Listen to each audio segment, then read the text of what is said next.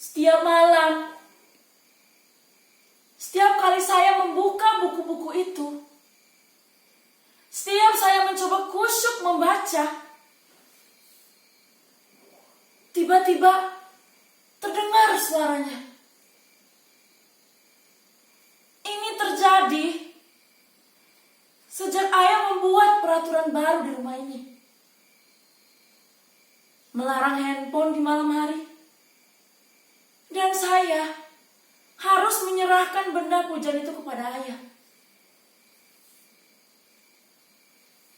Maka saya harus duduk di bangku itu, menghadapi buku-buku yang bisu dan tak asik itu, sampai saya tertidur.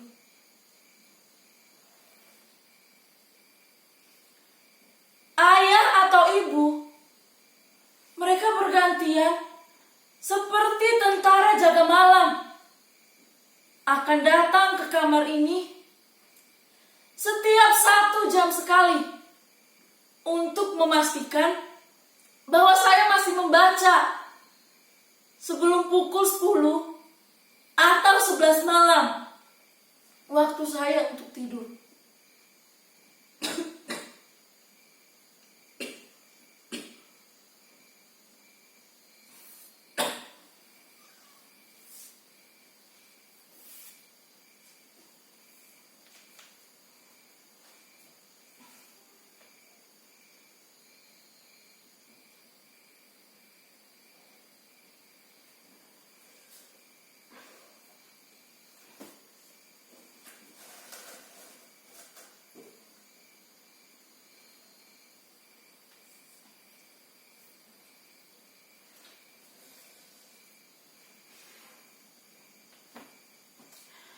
Pintu itu tak boleh saya kunci sebelum jadwal tidur tiba.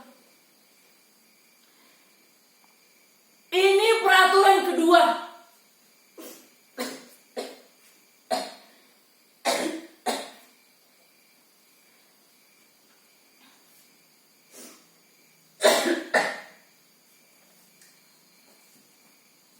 Sebentar lagi, sekitar 15 atau 20 menit lagi, salah satu di antara mereka akan patroli datang ke kamar ini. Itu artinya saya harus duduk di bangku itu, membaca.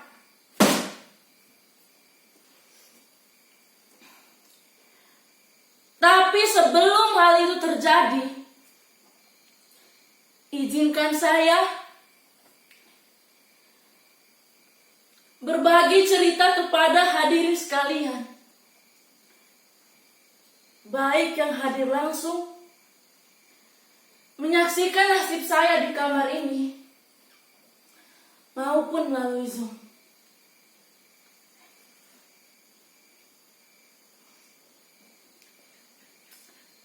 Saya sendiri bukannya tak berusaha, bahkan segala daya upaya sudah saya kerahkan untuk bisa membaca dengan khusyuk dan bahagia. Saya juga sudah memotivasi diri dengan berbagai nasihat yang saya ingat.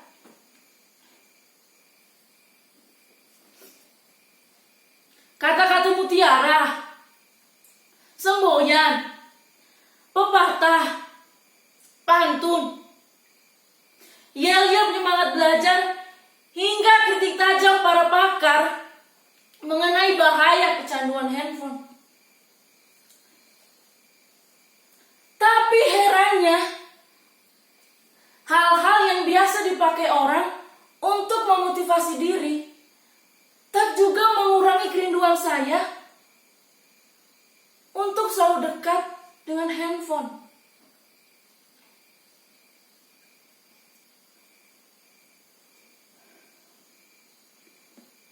Sedangkan kritik tajam para pakar itu tak juga mengurangi kerinduan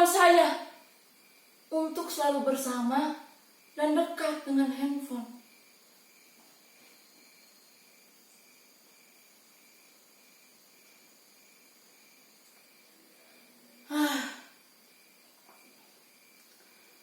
Kalau saja mengubah diri bisa dilakukan serenyah ceramahnya Mario Teguh, mungkin saya tak menderita begini lagi.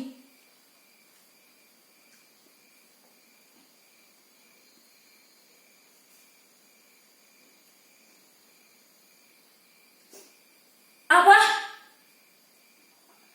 Saudara-saudara tak percaya bahwa saya menderita?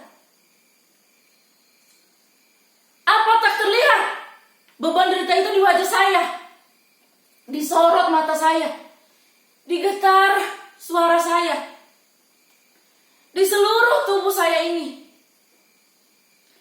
Ini bukan acting seperti dalam pertunjukan monolog anak-anak SMA itu loh. Ini real, nyata. Saya memang sedang menderita.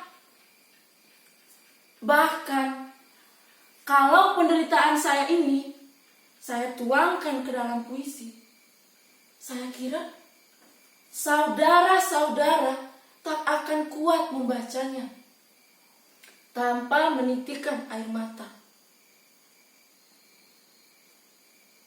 Tak percaya? Saudara-saudara tak percaya bahwa sekarang ini saya sedang dibuli sepi dan dikepung sedih. Sekarang saya bertanya, siapakah di antara hadirin yang mau dan mampu berpisah dengan apa yang menjadi bagian dari diri hadirin tanpa merasa teraniaya rasa hampa? Tidak ada kan yang mampu? Begitu juga saya.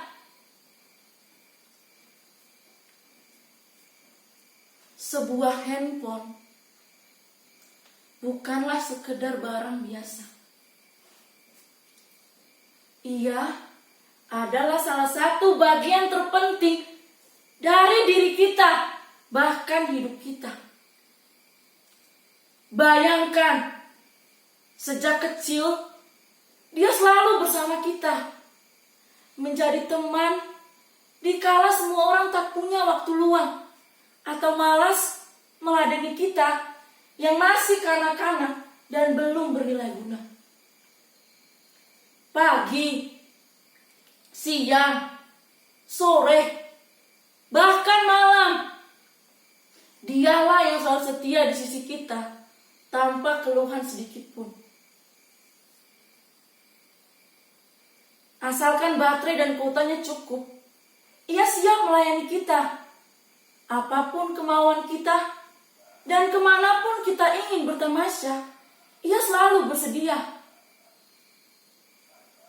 Ia bahkan menyimpan nama kita dan seluruh memori kita di dalam dirinya. Dan kita menyimpan password dan kunci pembuka dirinya di dalam benak kita.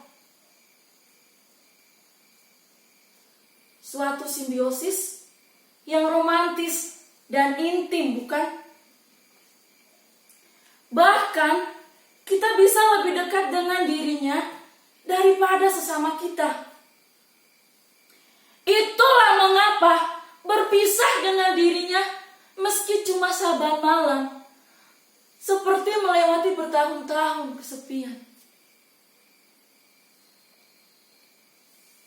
Oh handphoneku, betapa berat dan panjang jalan yang harus kutempuh untuk kembali bersamamu.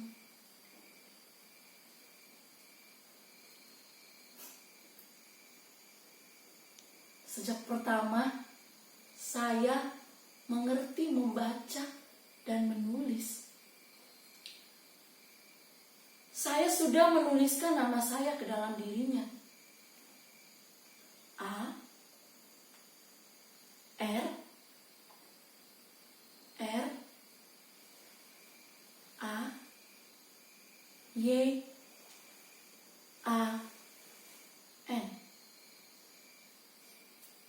Araya.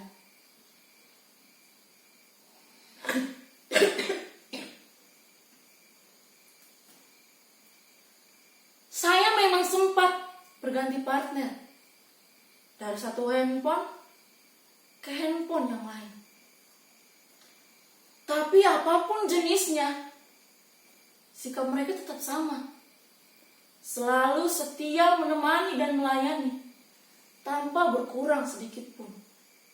Bahkan, semakin istimewa dan semakin besar kemampuan mereka melayani kita.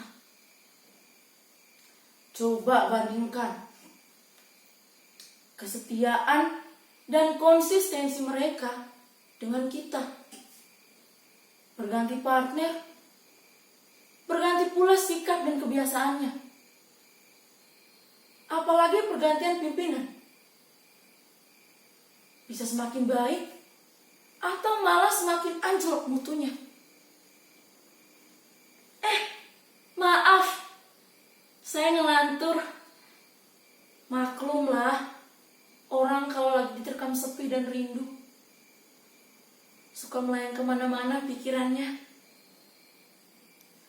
Jadi, bagaimana sekarang? Sudah cukup jelas bahwa saya menderita. Saya menderita bukan karena berpisah dengan dirinya saja, tapi karena saya dihadapkan pada dua keadaan secara bersamaan. Di satu sisi, saya tahu ayah atau ibu bertujuan baik. Mereka ingin saya punya prestasi dan maju dalam studi. Karena itu, mereka membuat peraturan 12 jam tanpa handphone di malam hari. Tapi di sisi lain, seluruh diri saya, kesadaran saya, jiwa saya sudah terbiasa hidup sejak kecil, bahkan dengan dia ada di sisi saya. Bahkan sebelum peraturan itu dibuat, saya sudah terbiasa tidur dengan dia rebah di dada saya atau persis di sisi saya. Tak mudah bagi saya melewati hari, meski sesaat tanpa dia.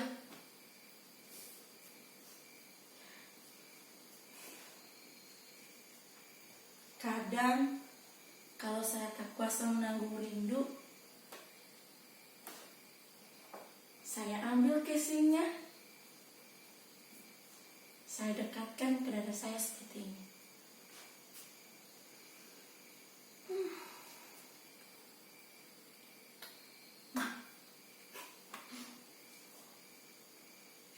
Kadang saya terkenang saat-saat dramatis kami, ketika ia menjadi lemah dan kritis, dan saya dengan panik mencari tempat untuk menambah energinya.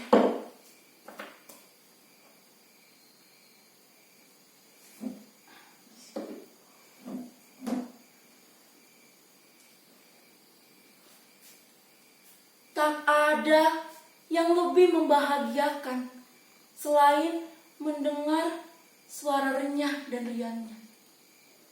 Bertamasya dengannya kemanapun saya ingin mengunjungi situs-situs atau menikmati menu-menu lezat yang ditawarkannya.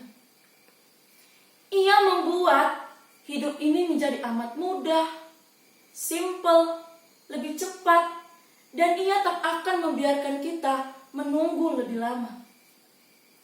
Ia bisa membahagiakan kita tepat di saat kita menginginkannya. Ia memberitahu kita apa saja dengan cepat dan lengkap tanpa kita harus mengerahkan tenaga. Bahkan kini, ia memiliki banyak sarana untuk menjamin kesejahteraan kita dalam tempo yang sesingkat-singkatnya. Jadi, bagaimana saya bisa berlama-lama dengan buku-buku bisu itu untuk menata masa depan. Itu sangat menghabiskan waktu, tenaga, dan pikiran.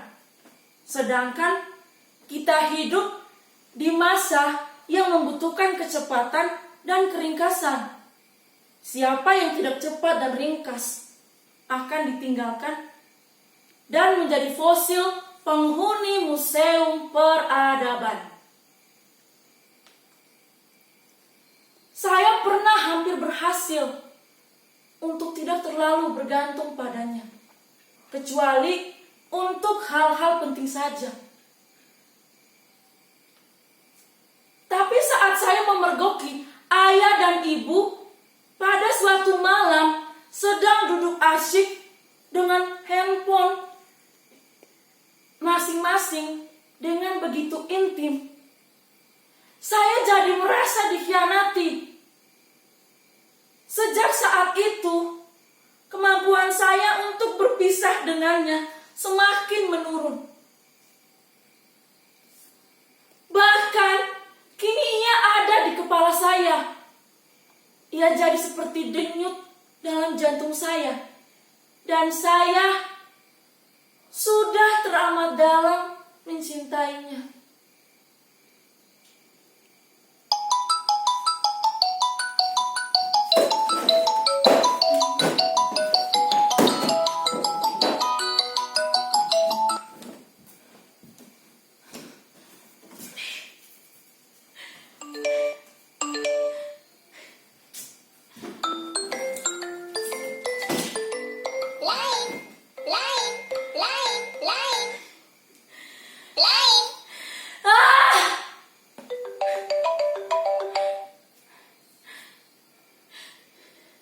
Jangan terlalu dalam. Jangan terlalu dalam mencintainya, atau kalian akan menderita seperti saya. Harayan, ada apa nak?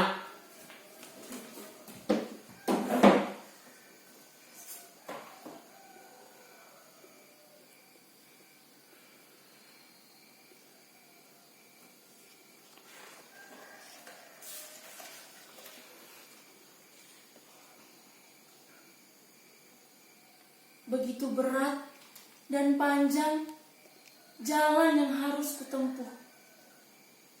Tapi inilah yang harus kulakukan untuk mendapatkan kelahiranku kembali.